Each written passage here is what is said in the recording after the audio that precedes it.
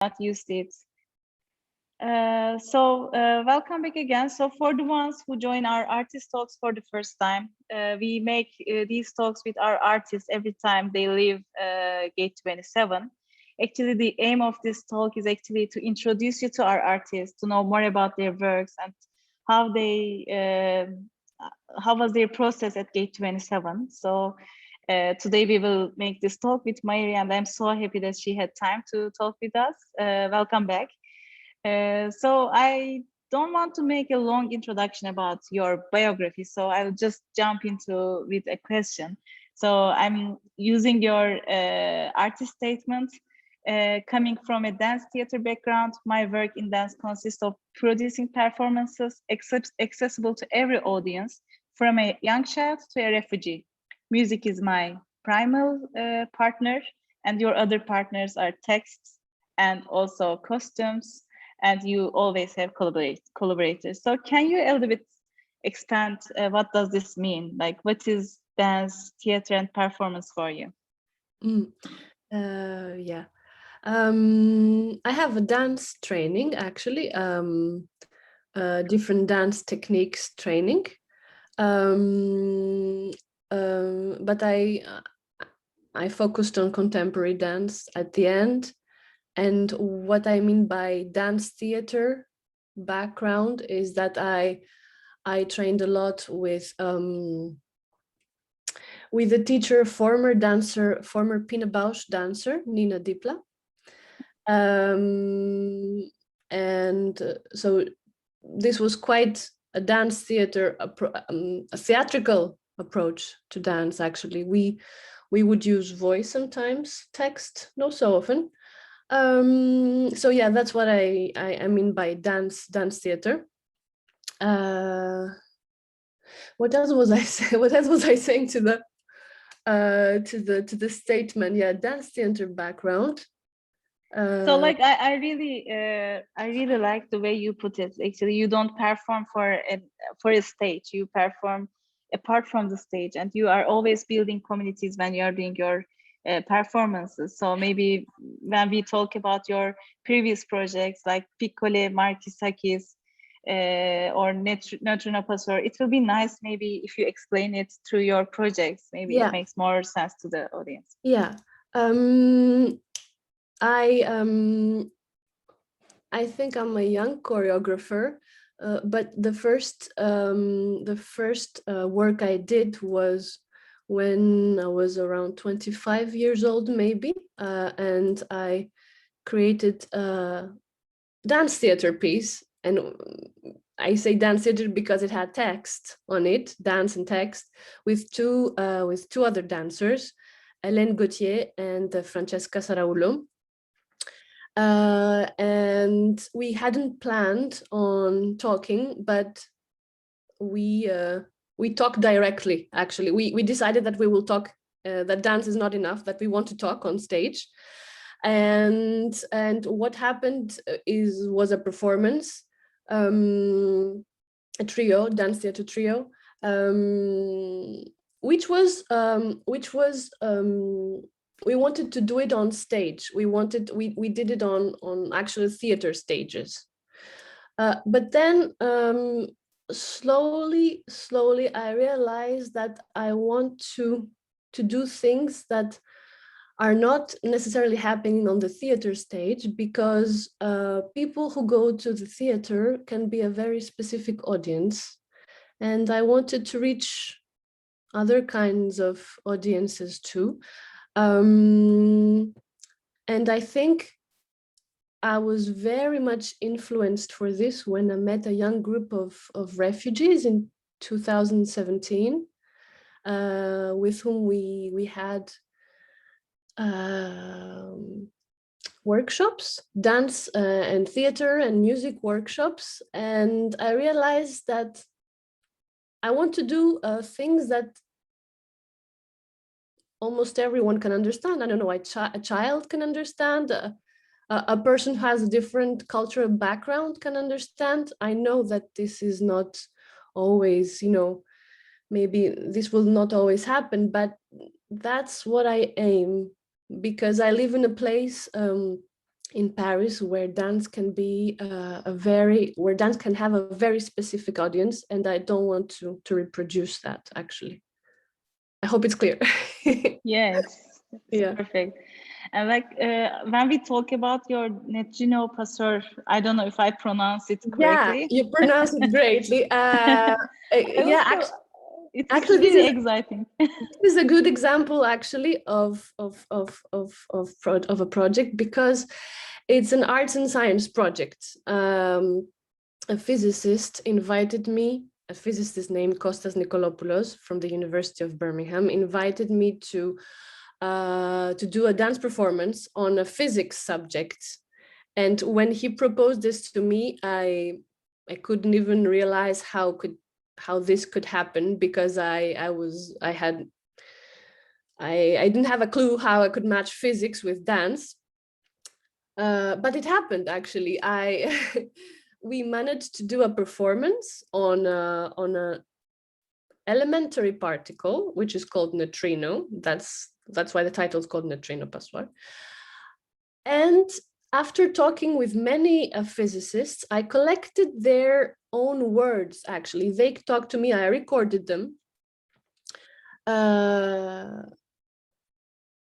And because it was the scientist, actually, that helped me put the text of the performance together. I said, okay, I don't know anything about physics, I don't understand physics, but if I let the scientist talk to me and explain to me with simple words, I mean, they were trying to use simple words, but it's not always easy because their language is mathematics, and I don't understand this language very much. But using simple words and simple images, I got to understand a little bit what this elementary particle is about. So the performance text is their own words, and we put them into dance, actually. So again, it's not a performance just using dance, it's a word and dance performance. So yeah, it happened. And actually, with this kind of performance, we managed to reach audiences, really different audiences, actually. We managed to have a scientific audience that was watching a dance performance. They weren't necessarily, acquainted to dance before, but through their science, they got to get to know something new, an art, a form of art. And then we discussed, and then more arts and science project came because they liked it. And, it's something that, this is a project that brought new things, and it's ongoing, actually. I mean, arts and science is a new kind of relationship on performing arts, and I think it's great. Yes, it is amazing. Actually, we always talk about how other disciplines can improve each other, how they can interact with each other, but it is not easy to see examples of this being done. So it's really nice to see that this worked for your side. So you were the only performer in this No, we were performance, or you also three performers. One, so two dancers, two people mainly dancing, me and Fanny Travaglino, and another girl, Agathe de Whippler, who was dancing and narrating the text, the performance text at the same time. So we were three. But so the scientist didn't join the performance part. So the scientist didn't join the performance part on this performance, but I did a new dance art and science performance recently where physicists are actually on stage and they dance. So this happened like a few weeks ago. So this is new, but this is bringing even this is mingling even more the disciplines. So physicists on stage, first time, they have a regular dance practice, so they were able to do it. Perfect. So that's great. So there is another work from you, The Strange Love. So you aim to actually be, you need to access different audiences. So I think The Strange Love is also a sample of your works in which you reach to audience of all ages, all different groups. So can you a little bit talk about The Strange Love project? Yes, it's not my own words. It's a book. It's a children's book originally that I read when I was a child. It's a book called The Strange Love of the Horse and the Poplar Tree. It's a story about a horse and a tree. And it's written by Christos Boulotis. He's an author whom I met actually before staging the book. I wanted to meet him, and he was very kind to meet me and to discuss about the book with me and to give me the rights to do it. So it's a book I read when I was very little. I liked it so much when I was little, but I kept it just at my library. And then many years later, I got it out, and I knew I wanted to do a performance on it. And that's what happened. I worked with a French cellist. His name is Gaspard Klaus, and we created the performance together. He created the music. I edited. We edited the text together. We chose the parts together, and I was dancing and speaking on stage, and he did the music. And we did this performance once in Greece in 2019 at my neighborhood, the neighborhood where I was born, actually, in Kypseli, Athens. And I wanted to do this performance outdoors. So it's an old market. It's an old market where I used to go with my grandfather to buy fruits and vegetables. Now it's not a market anymore. It's just a cultural center of the municipality. And I wanted to do there because it's an open place. People can go through this place without entering. Really, it's really a passage. So we had all kinds of audiences. We had, as you said, we had children, we had adults, we had passing by who stopped and watched it, and there was no entrance. We organized it. It was free. It was a free event. So yeah, different people, different ages, not necessarily acquainted with dance or contemporary dance, or so yeah, that was good. Yeah, and you always combine your works with text and with literature. Like in all your works, we can see the literature inside it as well. Yeah. So it's really fun. Yeah. So before coming to, actually, during COVID, you were in Istanbul. You were caught. You were a resident with Be Mobile Create Together residency program, which is organized by İKSV and some other art institutions all around the world. So you came here for the first time for this residency program. So can you tell about your experience and what you have done when you first came to Istanbul, about your project, I Wake Up? Yes, I wanted to. Yes, let's go back in 2019.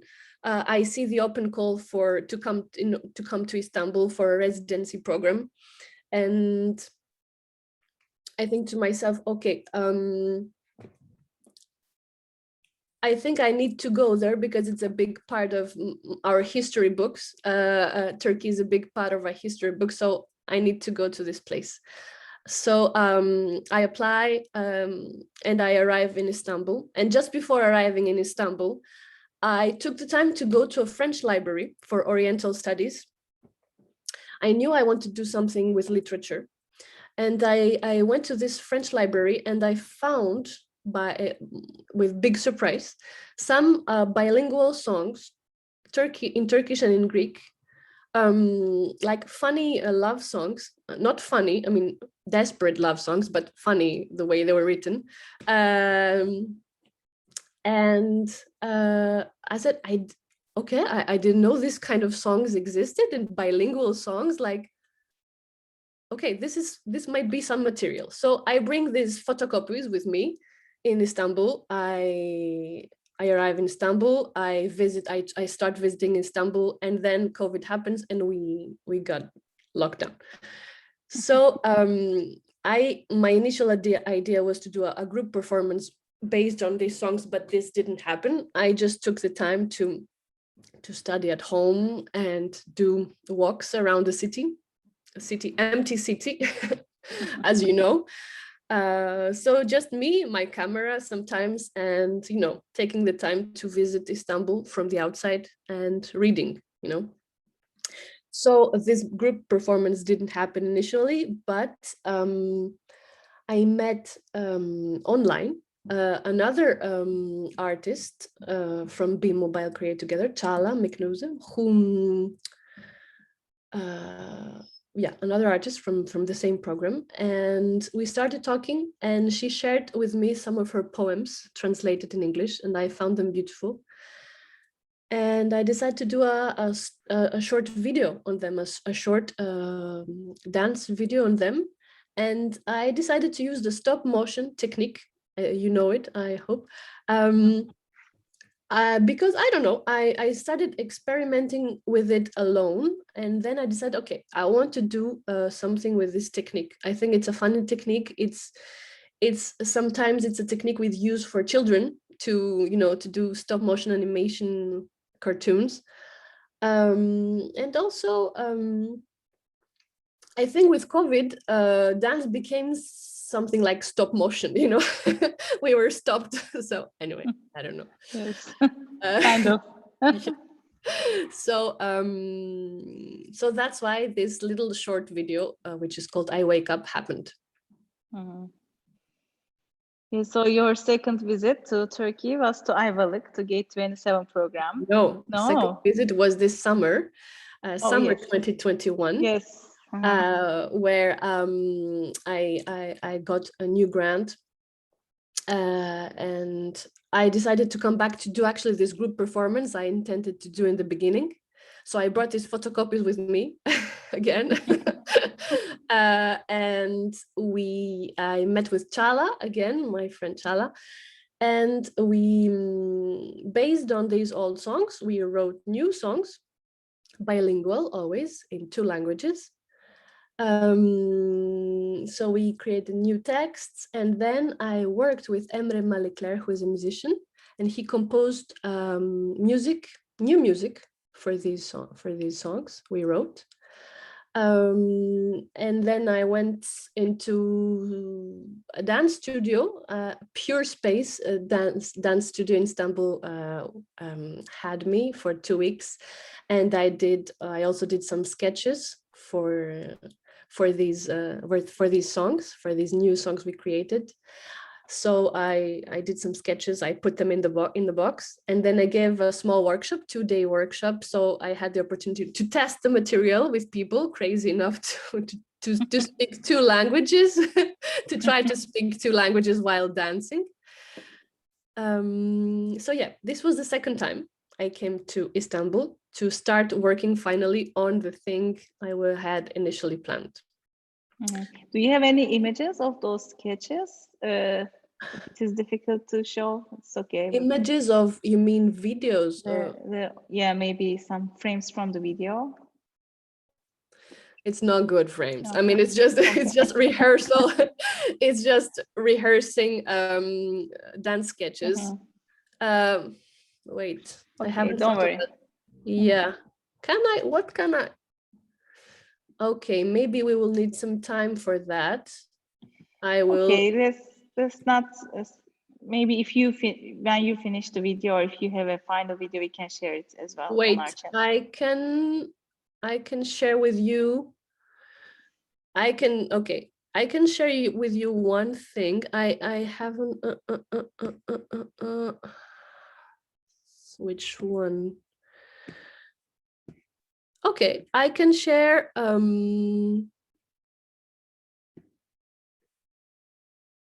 It's not good. No, I'm joking. Okay. No, it's good. No, wait. The dances are not bad, but the videos actually per se, the video objects are not very, very nice to see. Okay. I will show you the first one. How do I share my screen? From the button below, share screen. Okay. The green one. Okay. Share screen. This is my screen. And we want this one. Share. Do you see? Yes. Okay. Great. So this is the next small passage from the first video I did. Small introduction. With Chala, we didn't work only inspired from the old bilingual songs. We also visited a cemetery. We visited a Rum cemetery, so an Orthodox cemetery outside Istanbul in Zeytinburnu, which is called Balıklı. And we found there that the tombstones, maybe I told you about this before, Bengü, we found that the tombstones were written in a particular writing, which is called Karamanlı. So it was Turkish, but they were using Greek letters to write these poems on the tombstones. And actually the bilingual songs are written in the same kind of writing. They are written in Karamanlı writing. So it's Turkish language written in Greek characters with Greek alphabet, okay? So we went to the cemetery, we found these tombstones, and we found some beautiful poems about life and death in Karamanlı. We found some translations, and we wrote new texts from these tombstones. And this is just a Greek. Okay, let's put on the sound. And this is not bilingual. This is just Greek, and it's a first sketch I did. A first dance sketch I did. And this is my balcony. Ναι, αυτός ο κόσμος είναι τόπος για νεκρούς. Μάτια μου, μια φαντασία, ένα όνειρο. Ξύπνα αν βρίσκεσαι σε ύπνο. Σου έγινα εγώ παράδειγμα. Μην αμελείς. Έλα. 45 χρονών γέμισε. Του θανάτου το φλιτζάνι μου. Εκείνο που γεμίζει το μάτι του ανθρώπου είναι μια χούφτα χώμα. Του βίου μας το θολερόν και ταραχώδες κύμα, την φύση 80 φορές να ανθίσει είδα. Αν σήμερα είναι για μένα, αύριο θα είναι για σένα. Ήπια το κρασί του θανάτου 17 χρονών. Αυτός είναι ο τάφος του βουλού. Και 100.000 χρόνια ακόμα για να ζήσεις, πάλι αυτό θα είναι το τέλος σου. Αν ρωτάς το όνομά μου, είμαι ο δούλος του Θεού Κωνσταντής, χολός μπακάλης του Γεντίκουλη, 1η Νοεμβρίου 1838. Μιχάλης Χατζημουρλούολου, 19 χρόνια. Ιωάννης Τάιζερη, 1872, 52 χρονών. Παντελής Τσαμπίκολου, Βασίλειος Δεκοψίδας είπε το όνομά μου και πάντα το εμπόριο είχα επάγγελμά μου.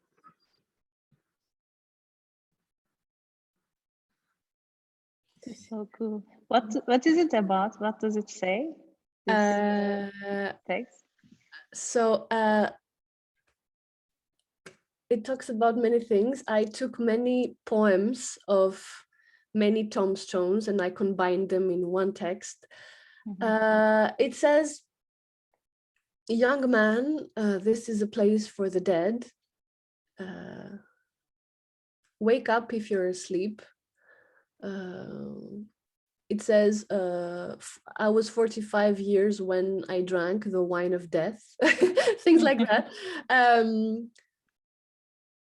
Even if you live 100,000 years, this will still be your ending.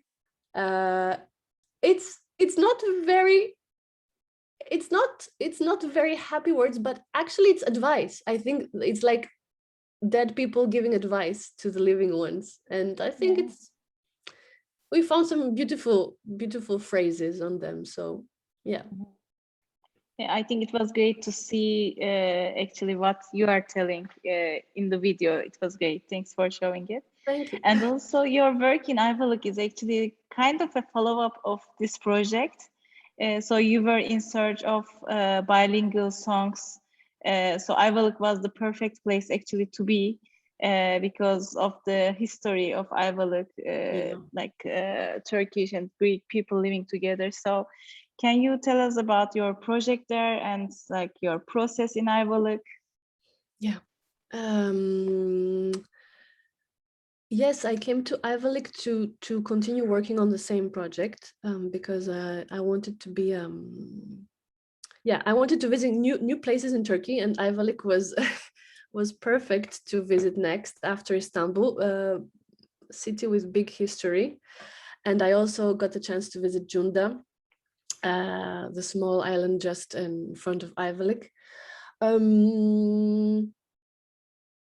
I think I want to stage, I mean, if it's possible, I want to stage the performance I'm working in a place outdoors, and if it's possible to stage it in a place that is related to room culture, it would be ideal. I think I can share you one thing. I can share you just one picture. First week in Ayvalık, so my first week in Ayvalık, I used it to visit, and I took my camera with me and I took many pictures to find places who were possible places that inspired me to stage my performance. I mean, I'm not saying I will stage it there, but I was in search of stages, of outdoor stages, inspiration for outdoor stages, and I found this one. So share screen. Where is it? It's here. Oh yeah, it's this one. So can you see? Yes. Yes. So actually, this is one of the stages I imagined. This is an abandoned church in Cunda. It's called ayları. And actually, when I saw it, I didn't realize why I liked it so much, but I think I like it so much because for me it's like a stage.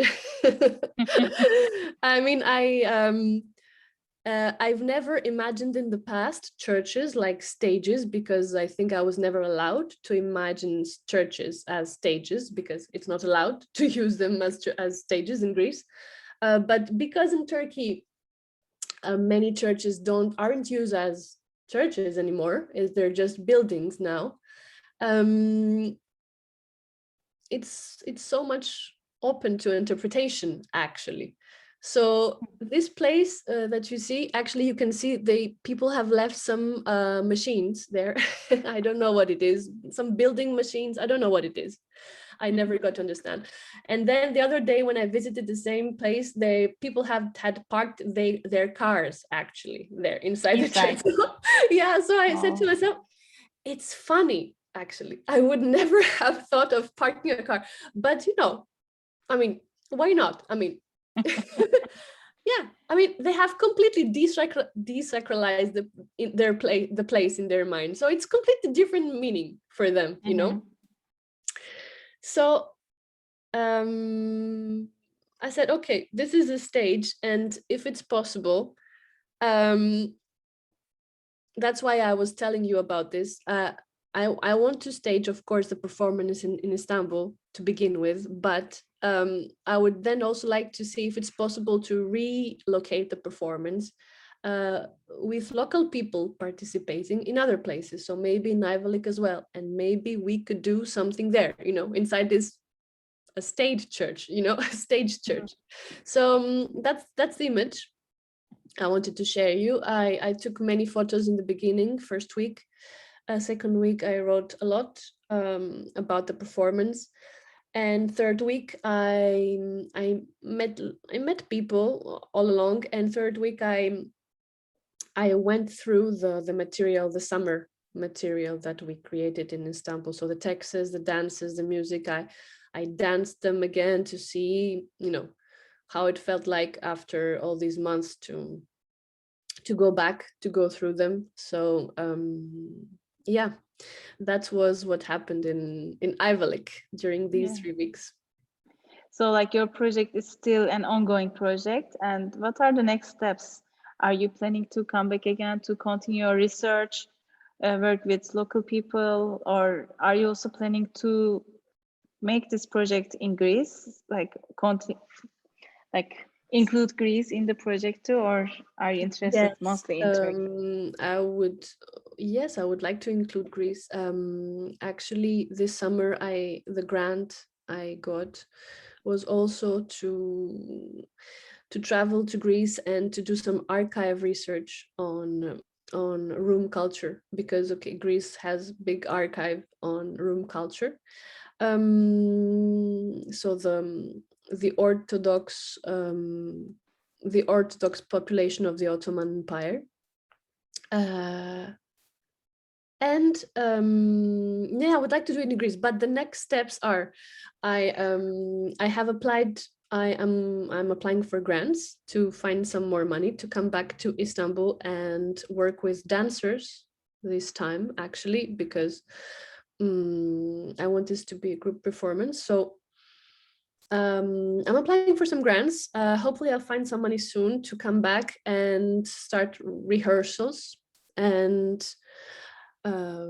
decide on a place where this performance would be shown. So these are the next steps. I'm waiting for some answers. I think I will have some answers beginning of 2022. So Istanbul is first, and then when this happens, I would like to restage the performance in other places. Yes, with people, not necessarily, I mean, with the means that are possible, working with people, living with local people every time, and maybe, I don't know, maybe simplifying the performance if it's not professional performance, maybe simplifying it, but yeah, implicating,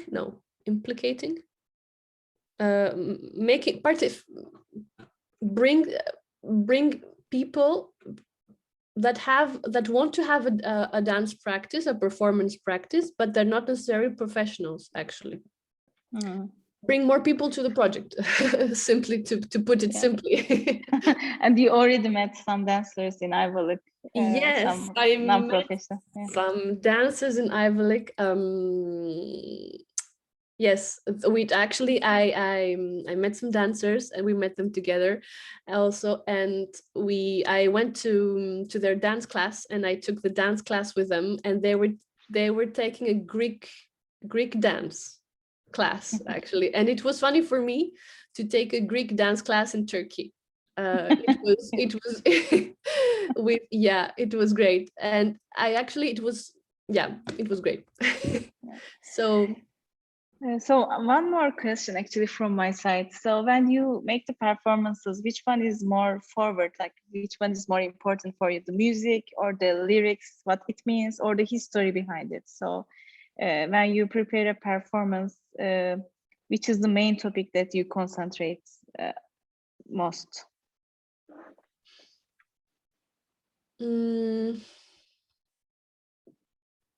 I think I would tend to, I think I would spontaneously say first come music, but then the thing is that I cannot imagine a performance without words. So finally, I think it's of equal importance, actually. Of course, I'm a dancer, so I cannot dance without music, but I realize I cannot be on stage without words either. So in the end, it's, music came first in my life. I think then came words, but I think that it's now, one cannot go without the other for me. Yeah. And history, history, I do my research because I want to learn for myself. Then, if the audience wants to learn more, it's great. And if I incite people to look up for things, it's great. But, I don't want to, I'm not a historian. I don't want to do a history lesson. Great. So it was a great talk. So my questions are almost over. So if there is any question from the participants, we can take that one. We have time for it. Perfect. Hi, Mairi. It was wonderful to listen to your experiences and your sharing such interesting experiences so openly. So I wanted to thank you for that. But I have a couple questions that I'm really curious. And one thing I'm really curious is, I don't want to say the cons and the pros, but like could you share your elaboration on the differences between performing alone in a group and performing with a community as a participatory experience? One is that. And then the second thing is, in my understanding, you enjoy performing with different communities, people from different backgrounds. And like, are there some common themes building up on different backgrounds, or are there some common learnings, or like, I would love to hear your elaboration in that experience as well. I'm just really curious. Okay, if we take the second question, I think common things that, I mean, working with different people from different backgrounds comes, we realize that actually we go back to the basics actually, and we go back to working about what is essential, the essential topics in life. I don't know, life, death, love, all these, I mean, yeah, you know, questions that everyone is questioning. Yeah,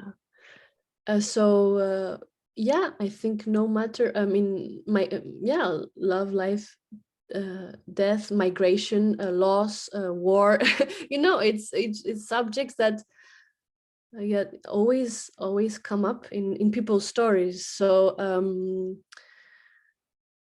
yeah, and everyone can understand. So I think, yeah, these are the things that people gather around most naturally, I would say.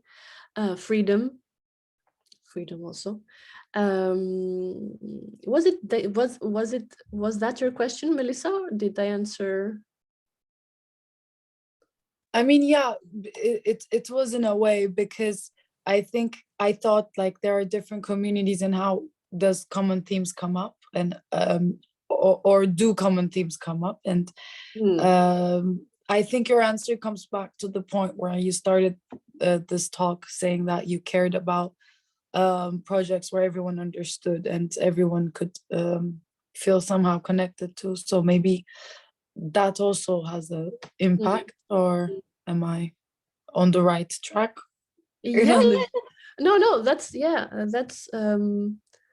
what's we realized, that actually everyone can dance if they want to, if they feel the need to express themselves. Everyone can sing, everyone can improvise some text, some words actually, and even if we don't speak the same language, we still get something, you know, we still understand something from their body language, or from the way they pronounce their improvisation. So yeah, actually I think it should be even more accessible, these practices, to audiences. You know, maybe theater is more accessible, but dance, and especially to boys, is not so socially acceptable and accessible. But it's great if you know, when you bring, you know, unsuspected audience to dance, it's great. It brings people together instantly. So yeah. And the other question you asked, Lisa, was about solo work and in contrast with participatory. In terms of like technique, actually, especially, I think it's a question for young artists, like the elaboration of the experience of solo work versus a group that are more professional, and then integrating non-professionals as well. I never did solo work. I don't like to work alone. I think for me, I mean, personally, performing arts is a collective experience to do. But I started with, I still am in small formats, small groups. We were 3 on stage. Second work was also 3. Then it was a duo. So yeah, I think I have mostly worked until now into small groups. I think this performance I want to do in Istanbul is maybe first attempt to bring some more people on, professional people on stage, like maybe 5, I don't know.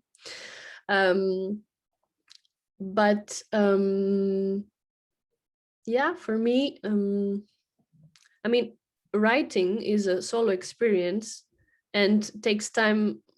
It takes time to write your projects, and often you write them, on your kitchen table, on your notebook alone. But I think when you come to the rehearsal and when you go towards the stage, it's great to gather people around the project and to share.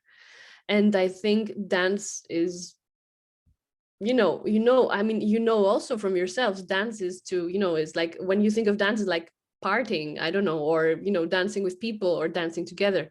So yeah, I think even if we construct a solo on stage, we work with people. We work with light designer, we work with musician, we work with a dramaturg, I don't know. But stage work has necessarily people around the stage, even if there is one person on stage. Yeah, I think so. Thank you very much. You're welcome, guys.